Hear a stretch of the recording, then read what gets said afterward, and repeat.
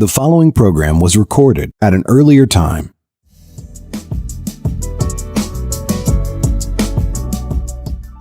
If we lose freedom here, there's no place to escape to. This is the last stand on earth.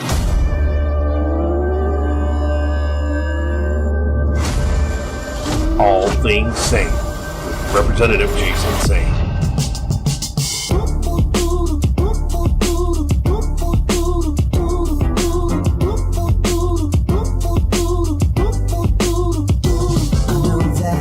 No phone and no labels to put on. Good morning and welcome to All Things Saine here at WSIC, the voice of choice for innovative thought here in North Carolina. I'm your host, Jason Saine. Just back from the frozen swamp in Washington, D.C. and the inaugural of our 47th president, Donald J. Trump. It was a lot of fun.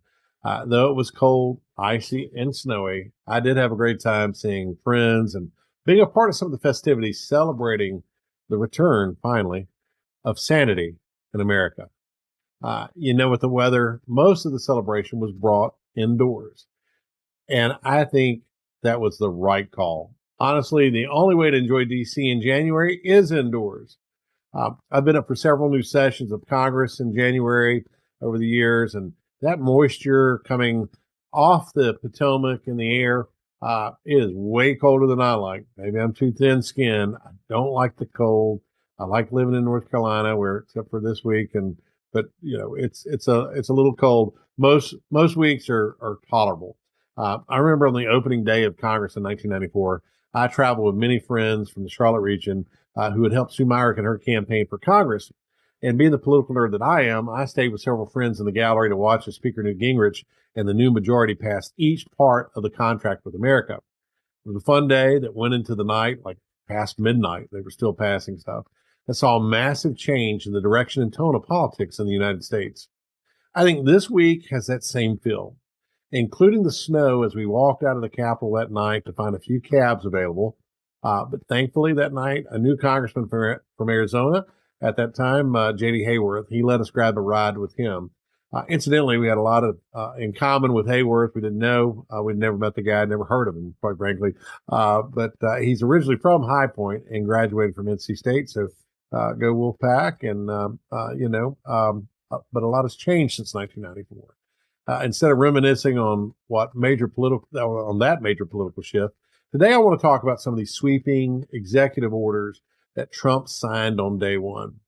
Let's jump right in on one that the left is, I promise you, losing their mind over already. And I mean, it wasn't 24 hours until we got this story from the Raleigh News and Observer. And if you saw the headline, it read that North Carolina joins lawsuit to stop Trump's executive order on birthright citizenship. But let's get one thing straight from the get-go. I stand with President Trump on this. I think he's absolutely right. The Trump administration, on its first day, took decisive action to address what has been a long-standing issue of birthright citizenship. President Trump signed an executive order aiming to end the practice of granting automatic citizenship to anyone born on U.S. soil, regardless of the legal status of their parents. And let's be clear, this isn't just about legal interpretation. It's about protecting our sovereignty, our borders, and our identity as a nation. But enter our Attorney General, Jeff Jackson, who's a Democrat, and he has decided to join, I think it's like 21 or 22 other states, other states in a lawsuit against this order, arguing it's a violation of the 14th Amendment. He calls it a flagrantly unlawful attempt to deny citizenship based on parentage. But here's where I disagree. The 14th Amendment says, subject to the jurisdiction thereof. Trump's argument is that children of illegal immigrants aren't truly subject to U.S. jurisdiction in the same way. And I tend to agree. This isn't about stripping rights. It's about ensuring that citizenship means something in this country. It's about addressing the incentives for illegal immigration, which Trump promised to tackle. He's not overturning the Constitution. He's clarifying it for the modern era, where the context of immigration has dramatically changed. Jackson claims this creates legal uncertainty and denies fundamental rights. But what about the fundamental right of American citizens to have a secure border and a nation where citizenship isn't just handed out like candy at a parade. The lawsuit seeks to block this order. But let's talk about what this could mean if it stands, and I hope that it does. Less incentive for illegal immigration, a stronger message to our enemies that we control our borders, and a return to a system where citizenship is valued, not just granted. Throughout this hour, we'll be covering all of the executive orders signed by the Trump administration on his pivotal first day, or at least as many as we can get to, because there's a lot. Here's a list of them. If you're playing the home game, withdrawing from the Paris Agreement was one of them. Delivering emergency price relief. He ordered the heads of executive departments to deliver emergency price relief to American worker prosperity. A hiring freeze. Implemented a temporary hiring freeze until the Trump administration is fully in place. A regulatory freeze. No new rules can be proposed or issued until reviewed by a department head appointed by Trump. Return to in-person work.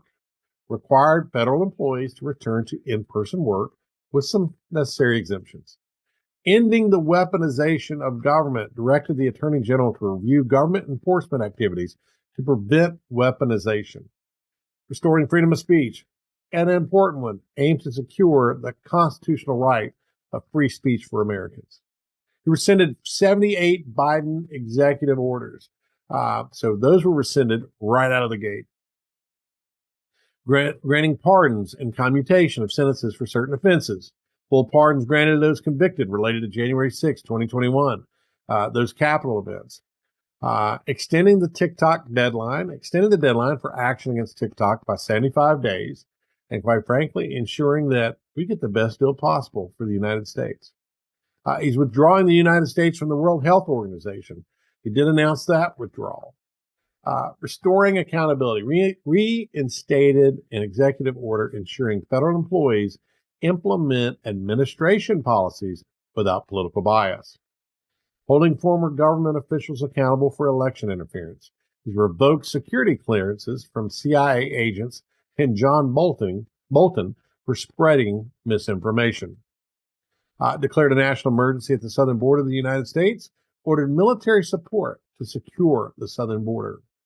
Resolve security clearances. Prioritize the security clearance process to ensure timely access for federal workers.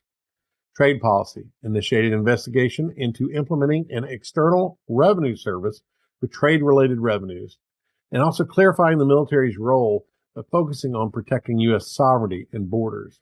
Unleashing American energy. Encouraged energy exploration on federal lands and waters, and eliminated the EV mandate. Realigning the U.S. refugee admissions, focused on admitting refugees who can assimilate and preserve taxpayer resources. American citizenship, restricted recognition of U.S. citizenship based on parents' legal status at birth. Securing the border, enforcing policies to secure borders, including wall construction and deportation. We talk about radical environmentalism. It's got executive orders for that. Restoring the death penalty, and promoting beautiful civic architecture. All things we're going to talk about, or at least as much as we can get to. We'll discuss what they mean for the average American and what this new direction for our country means for all of us. So stay with us, folks. It is going to be a very informative show for you. Literally trying to get to as many of these executive orders as we can. Though I'm not sure that we could get through all of them, but we'll hit some of the highlights. And of course, look, there'll be more to talk about in the days and weeks to come for sure. But as always, appreciate you listening to All Things Saine here on WSIC. We'll be back in just a moment after these commercial messages. And always, thank you so much for listening. If we lose freedom here, there's no place to escape to. This is the last stand on earth.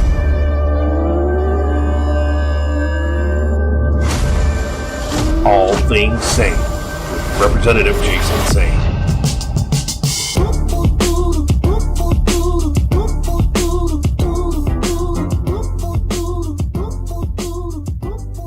Welcome back to All Things Saine here on WSIC. I'm your host, Jason Saine, and it is great to be back with you after a couple of cold and snowy days in our nation's capital. You know, inaugural addresses are sometimes memorable, other times, not so much. Two of my favorite addresses are President Kennedy's and President Ronald Reagan's. As a student of history, I have watched, listened, and read many of them. Sometimes they really do touch you. I think President Trump's address yesterday honestly ranks right up there with some of my favorites.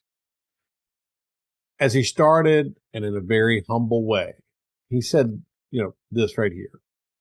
He said, "From this day forward, our country will flourish and be respected again all over the world. We will be the envy of every nation, and we will not allow ourselves to be taken advantage of any longer.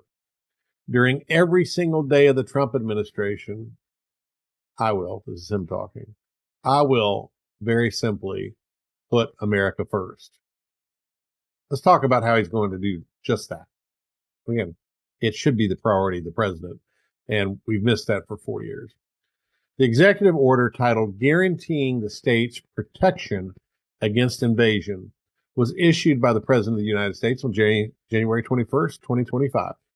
This order invokes Article 4, Section 4 of the United States Constitution, which promises to protect each state against invasion. The President has determined that the current situation at the southern border constitutes an invasion due to the failure of the federal government to secure it adequately. Consequently, the order suspends the physical entry of aliens involved in this invasion across the southern border until the President determines that the invasion has ceased. The President directs the Secretary of Homeland Security, in coordination with other relevant officials, to take necessary actions to fulfill this obligation, emphasizing the inherent executive powers to control the borders and to protect national sovereignty. Why does this put America first, you might ask? Well, the executive order aligns with the America First policy by prioritizing the security and sovereignty of the United States. By declaring the situation at the southern border an invasion, it underscores the importance of national defense and the protection of American states from external threats. This approach puts the safety and integrity of American territory and its citizens at the forefront, ensuring that domestic security is not compromised by external pressures or unauthorized entries. Why is it good policy for the United States and her citizens? Well, it should be obvious, but sometimes in this day and age, it's not as obvious to some as it is to others. But what it does, it gives you enhanced border security. By addressing the situation at the southern border as an invasion, the order aims to enhance border security, which is crucial for national security. This helps in preventing unauthorized entries, which could include individuals posing security risk or those involved in criminal activities. We've already seen this. We know it's happening. It also fulfills, a constitutional fulfillment, right? The order directly references and fulfills the constitutional obligation to protect states against invasion, reinforcing the federal government's commitment to its foundational legal responsibilities. It puts control over immigration. This policy allows for a more controlled and selective immigration process, ensuring that those entering the country do not undermine national security or public health, in alignment with the broader immigration laws established by Congress. It also enhances public safety. By controlling the influx at the border, the policy aims to reduce the strain on public resources and services, potentially decreasing crime rates associated with illegal border crossings and improving public safety for American citizens. It's common sense. Also, sovereignty and legal precedence. The order reinforces the sovereignty of the United States by asserting control over its borders, which is fundamental for any nation state. It also sets a legal precedent for future administrations and how they might handle similar situations, emphasizing the executive's role in immigration and border security. Quite frankly, it's the president doing his job. It also restores public trust in government. By taking decisive action to secure the border, the government can restore and maintain public trust, which it has lost, showing that it is actively working to protect its citizens and uphold the law. This executive order, by focusing on border security and control, not only puts America first, but also serves the interests of the United States by promoting safety, security, and legal integrity, which are good for the well-being and prosperity of its citizens. Let's look at another way he wants to put America first. Dealing with the drug crisis, which is also related to the border problem. Again, this is not that hard. You know, we had Congressman Addis McDowell on last week, and he shared the story about how he lost his brother to fentanyl.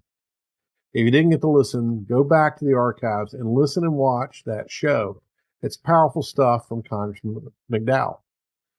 On Monday, Trump signed the executive order entitled Designating Cartels and Other Organizations as Foreign Terrorist Organizations and Specially Designated Global Terrorists. These aren't just words. These mean things.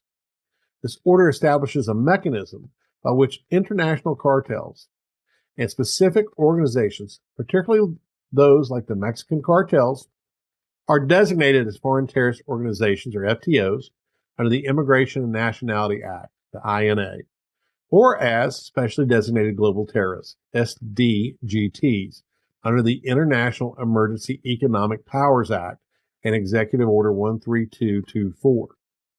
The objective is to recognize these entities as posing an unusual and extraordinary threat to the national security, foreign policy, and the economy of the United States of America. The order mandates the Secretary of State, in consultation with other high-ranking officials, to recommend the designation of any such organization within 14 days. It's happening now. It also directs the Attorney General and the Secretary of Homeland Security to prepare for potential enforcement actions, including the use of the Alien Enemies Act, to remove individuals associated with these designated groups. And why this puts America first. Again, this theme is really not that much of a foreign concept to average Americans. The order aligns with the America First policy by prioritizing the security and sovereignty of the United States, just like before. By designating international cartels and similar organizations as terrorist entities, it acknowledges and addresses the significant threat they pose directly to American interests, security, and the well-being of its citizens. The focus on combating external threats that directly impact U.S. territory and its people underscores a policy where national security is paramount, reflecting a commitment to protect American lives and economic stability from foreign criminal enterprises. It's good policy for the United States and our citizens, period. We know this. We intuitively know it. You know it. I know it. Joe Biden should have known it. By enhancing national security, by classifying cartels as terrorist organizations, the U.S. can utilize enhanced legal tools and resources typically reserved for combating terrorism, which are more robust than those for dealing with traditional organized crime. I mean, again, there's reasons for doing it this way. This helps in disrupting these groups' operations, reducing their influence, and protecting U.S. citizens from their criminal activities, including drug trafficking, human trafficking, and violence. It also provides legal leverage.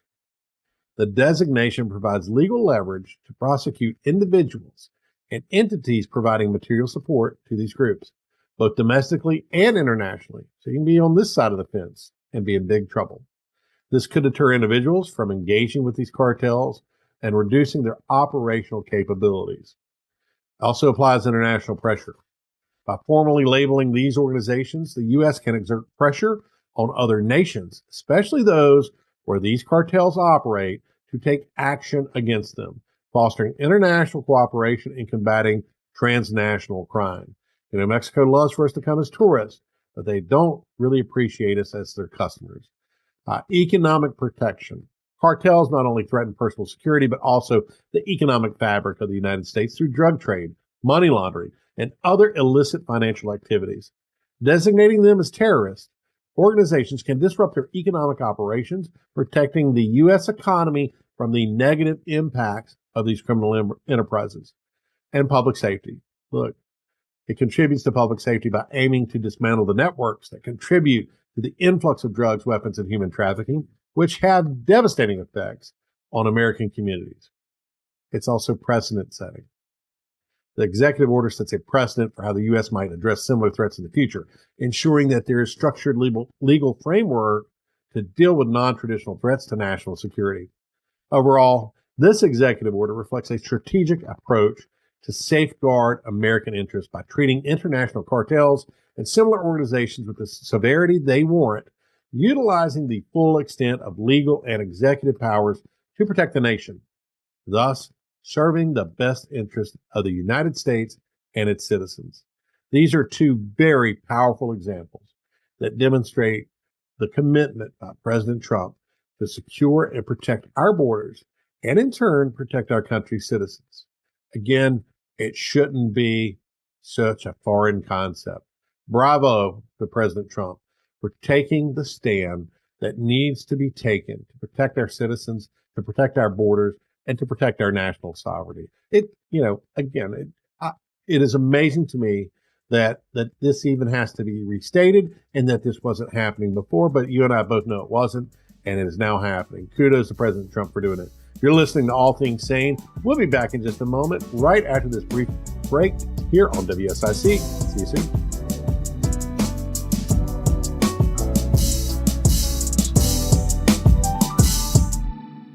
If we lose freedom here, there's no place to escape to. This is the last stand on earth.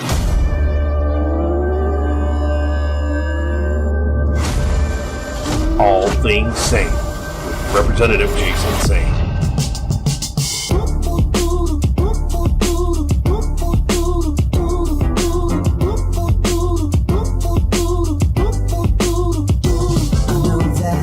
No phone and no labels to put on.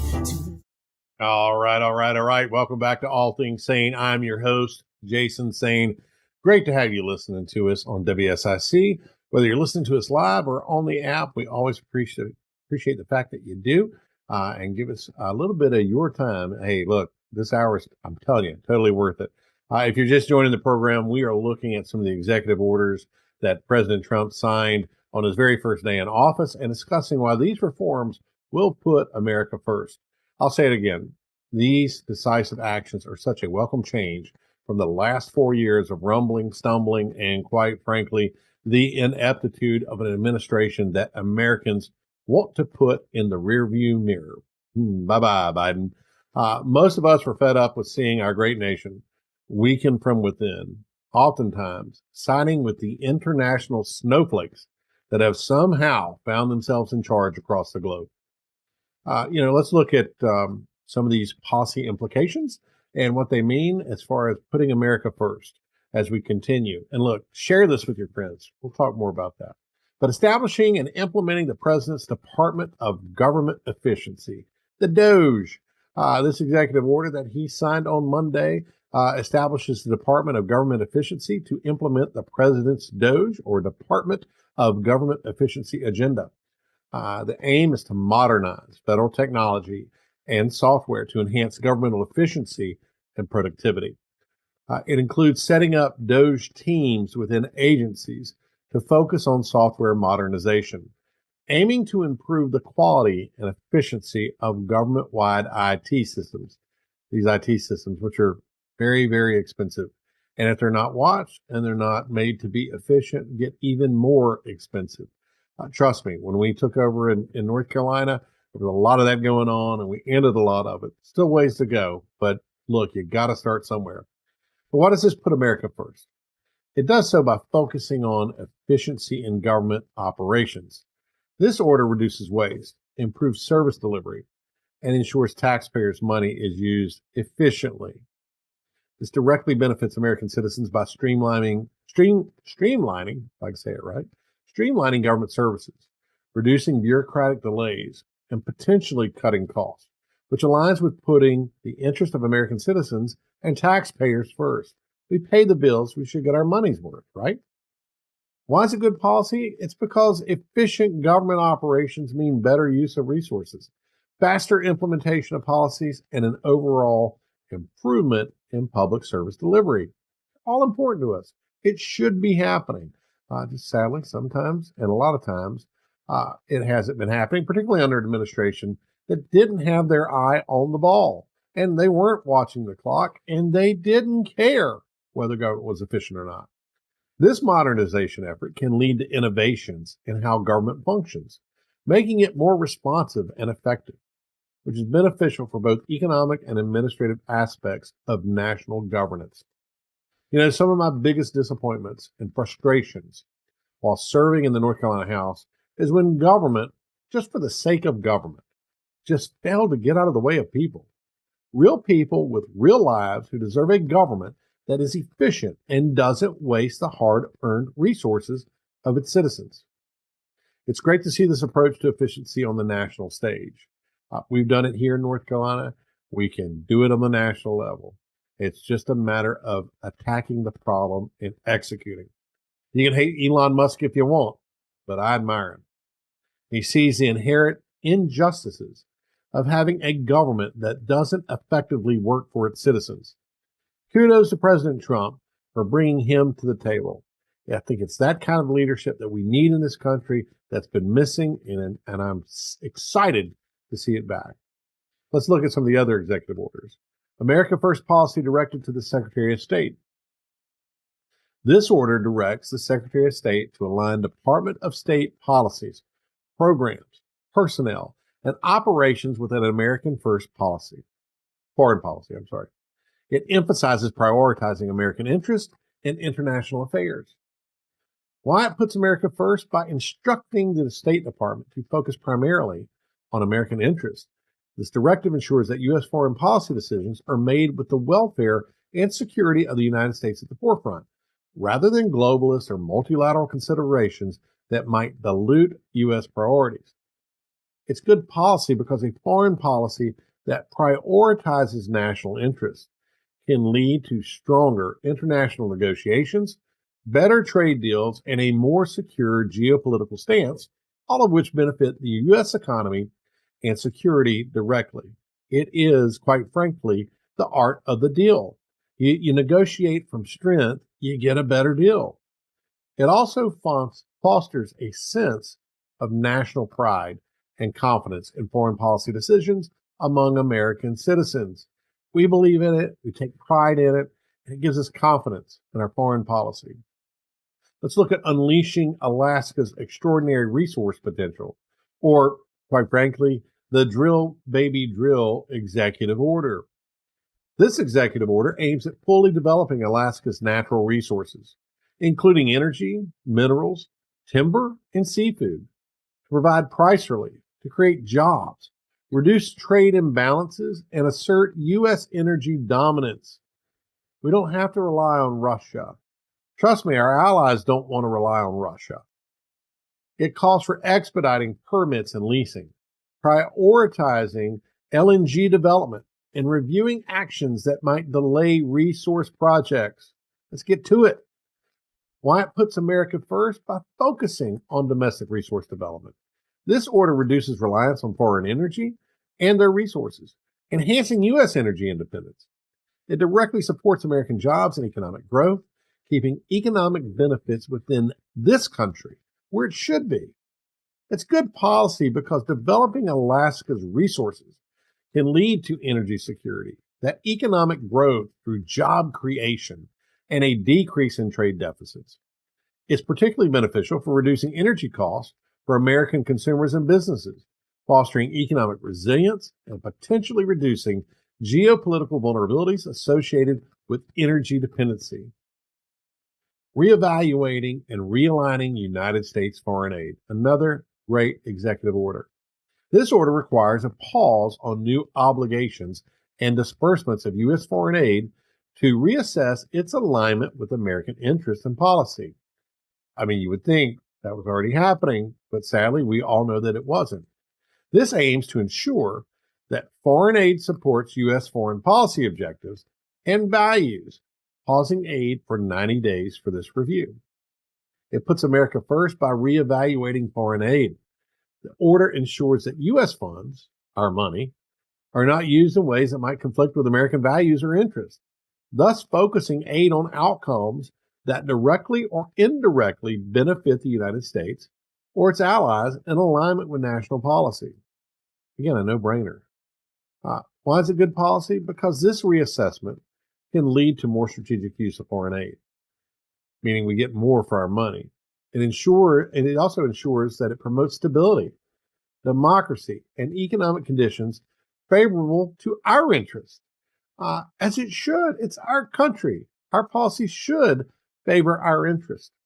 It also helps in managing taxpayer funds more responsibly, ensuring they are used to foster international environments that are advantageous to U.S. security and economic growth.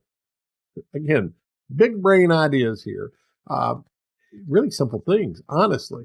But in an age where everything is so crazy and people have lost their minds, sometimes it takes restating it and a man who will push for it and a government that will push for it. Thankfully, we see that. These executive orders collectively, I think, embody an America First approach by focusing on efficiency, national interest in foreign policy, domestic resource development, and strategic use of foreign aid.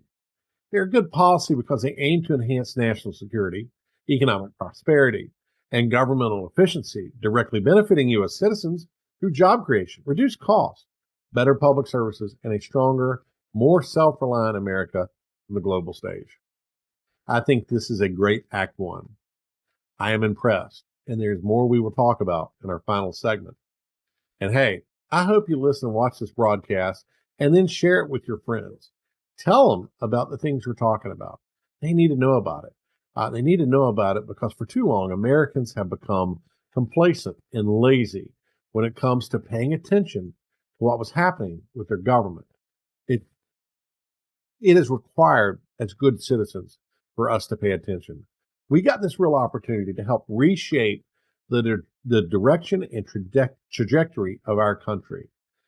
We can shape it for our future, for our kids' future. Understanding these initiatives and sharing with those that maybe don't understand, share with them so that they too can have buy-in to the American dream and vision. It is very important that they do. Remember, especially if you're listening live, you can always go back to the WSIC app and pull up our shows. It's also archived on YouTube, X, and with your favorite podcast apps. Share not only this particular show, but other local programming. There's a lot to learn out there. You learn a lot when you listen. I had two great Uber experiences while I was in Washington, D.C., talking to one man who originally came here from Ethiopia and another man who's a self-starter who's doing great work with his kids and building his own business. Anyway, you're listening to All Things Saine. We'll be back after this break. We really appreciate you always listening, and please share this with your friends. We'll be right back.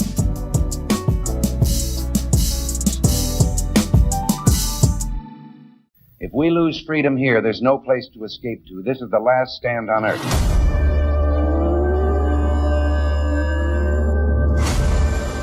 All Things Saine with Representative Jason Saine.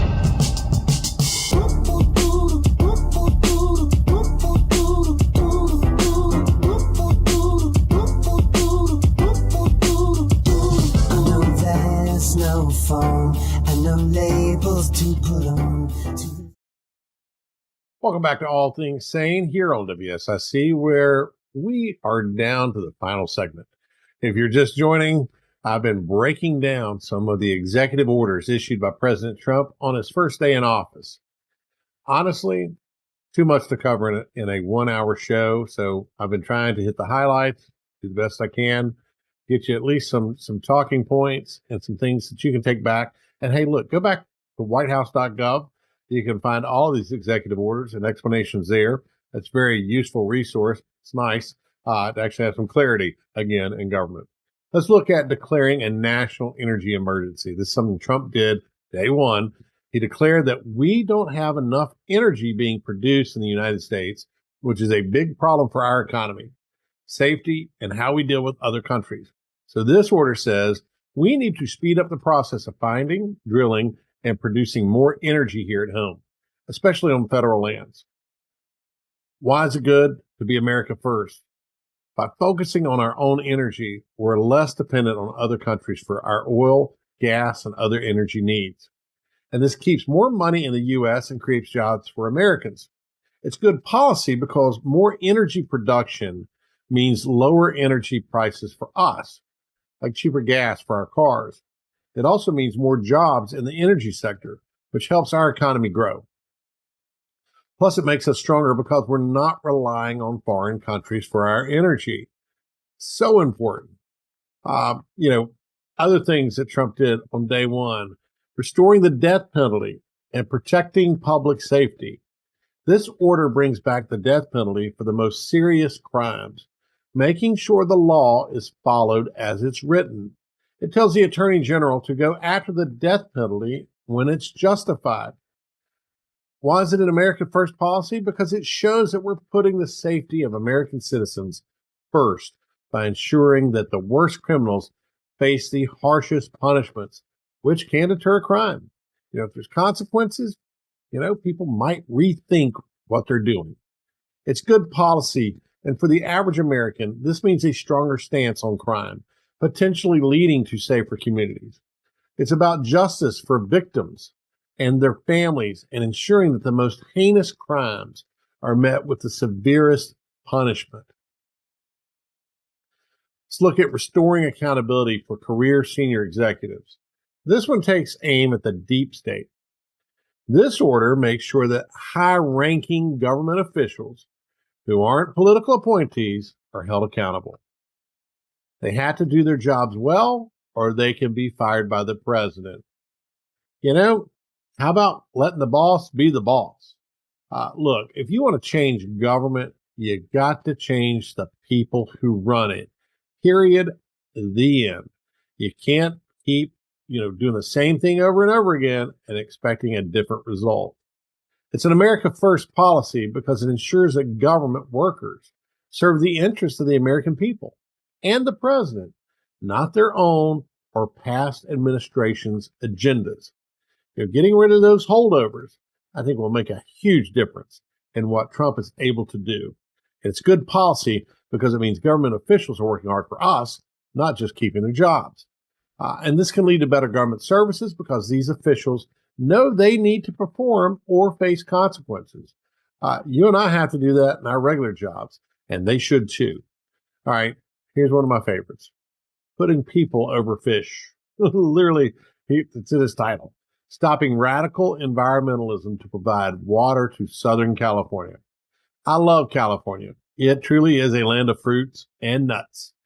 Mainly nuts sometimes. But this order says we need to prioritize giving water to people in Southern California who need it, rather than letting it go to protect fish in the Delta. It's about reallocating water to where it's desperately needed.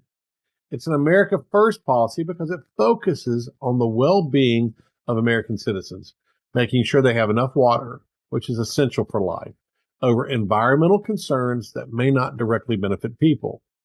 It's good policy for the people in Southern California. This means more reliable water supply, which is critical for drinking, farming, and fighting wildfires. It's about balancing environmental protection with human needs. It's not going off the deep end. It's about balance. Holding former government officials accountable for election interference and improper disclosure of sensitive governmental information. Another good one. This order revokes security clearances, including John Bolton, from former officials who misused their positions by interfering in elections or leaking sensitive info, like what happened with the Hunter Biden laptop story. It's an America First policy because it ensures that only those who act in the interest of America, not for political gain, keep their access to sensitive information. It's good policy because it sends a clear message that government service is about serving the nation, not politics. This can restore trust in government by holding people accountable for misusing their power. How about ending the weaponization of the federal government? Another order that I think is sorely needed. This order aims to stop the government from being used against its own citizens or political opponents. It reviews how government agencies enforce laws to make sure it's fair and not biased. Why is it an America First policy? Because it's about ensuring that our government works for all Americans, not just for those in power, keeping political fairness at the forefront. And it's good policy for the average American because this means a government that's fair and impartial, where laws are applied equally, strengthens democracy and trust in our institutions. Each of these orders, and there are many more, and there'll probably be many more to come if Trump has given us any indication, are designed to focus on the needs and safety of American citizens, promoting economic independence, justice, accountability, and fairness, which are all key to a strong, united America. Honestly, a 1-hour show can't even begin to keep up with the pace that President Trump has set on his very first day in office. As a matter of fact, did you see what he did last night? The White House, through Office of Personnel Management, OPM, issued directives to close all diversity, equity, and inclusion, the DEI offices across federal agencies by the end of the day on Wednesday. Today. I mean, think about that. That's quick action. This move is part of a broader initiative to eliminate what the administration describes as radical and wasteful DEI programs and policies within the federal government. The order mandates the termination of DEI, DEIA, diversity, equity, inclusion, and accessibility, and environmental justice offices and positions, including roles like chief diversity officers, as well as the cancellation of related initiatives, grants, and performance requirements. This action stems from an executive order signed by President Trump on that first day, aiming to focus federal efforts on serving all citizens equally and efficiently using taxpayer resources. This is a bold move by Trump. These offices, under the guise of diversity, equity, and inclusion, have been pushing divisive and, frankly, wasteful policies that don't serve the American people as a whole. This isn't about being against diversity. It's about being for efficiency, fairness, and equality of opportunity, not outcome. Very important. These are American values. By cutting these offices, we're getting rid of the bureaucratic bloat that's been draining our taxpayer dollars into initiatives that often favor one group over another or push political agendas. It's about time we focused on merit, competence, and serving all Americans equally. This move sends a clear message. Government should work for everyone, not just certain groups. It's about returning to a system where every American, regardless of race, gender, or background, is treated with the same respect and opportunity. This is what America First really means, focusing on what benefits our nation as a whole, not just special interest. Again, big brain stuff here, but it's also common sense. So hats off to President Trump for taking this and other decisive actions. It's a step towards a more united, less divisive government. And that's something everyone listening and everyone who's not listening can get behind. Remember, folks, unity and efficiency over division and waste, that's the American way, or it should be. And it's good to see us get back to it. It's been a really fun show. Honestly, I did not imagine that Trump would win and be this exciting once he took office. I imagined he'd win. I supported him. Clearly, if you listen to the show, you knew I was not voting for Biden. Not a chance. But honestly, working so fast and really getting to the work that the American people want to see done has been just a whirlwind. And clearly, I, like a lot of Americans, wanted to see a vast change from the Biden agenda. But this has honestly been the start we deserve. Trump and his administration are laser focused, and they are ready to get to work. He has a mandate to get it done and to move with lightning speed. My hope is that the Congress does everything they can to assist him on this quest. So far, it seems as if they get the message. Let's hope they continue to do so. And let's be here to remind them that this is what the American people have sent you to Washington to do. We want you to go to work on our behalf. Let's dare to be great. It's more than just a slogan. Let it become our creed once more so that all Americans can benefit. Let's all do our part to make it a golden age. We'll be back next week. Thanks for listening to All Things Saine. Next week we'll focus a little more on state politics. The House and Senate go back to work. They've had a couple-week hiatus as they start to organize and get their committees and really start to get back to the work of the people in North Carolina. We look forward to covering that. That and a lot more. Of course, there'll be more from Trump, I'm sure. We'll see you next week. Thanks for tuning in, and thanks for listening to WSIC.